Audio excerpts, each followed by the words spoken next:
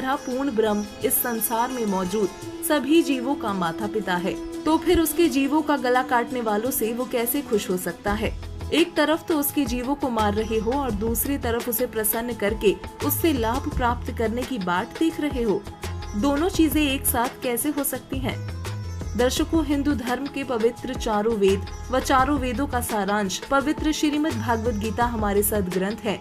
इन सदग्रंथों में भगवान का विधान दिया गया है, जिनमें कहीं भी बलि प्रथा का वर्णन नहीं है।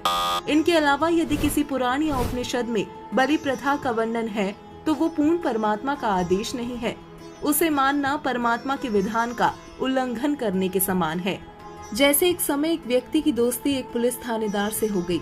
उस व्यक्ति ने अपने दोस्त थानेदार से कहा कि मेरा पड़ोसी मुझे बहुत परेशान करता है।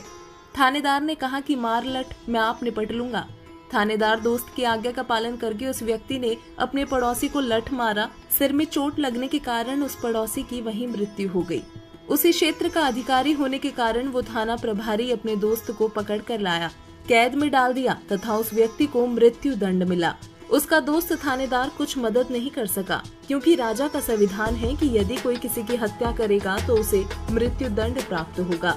उस नादान व्यक्ति ने अपने मित्र दरोगा की आज्ञा मानकर राजा का संविधान भंग कर दिया, जिससे वो अपने जीवन से हाथ धो बैठा। ठीक इसी प्रकार पवित्र गीता जी व पवित्र वेद ये प्रभु का संविधान है, जिसमें राजा पूर्ण परमात्मा का आदेश जीव हिंसा का नहीं है, जबकि पुराणों और उपनिषदों में ऋषियों थानेदारों का आदेश है, जिनकी आज्ञा पालन करने से प्रभु का संविधान भंग होने के कारण हम पाप के भागी होंगे और इसके लिए हमें कष्ट पर कष्ट उठाने पड़ेंगे।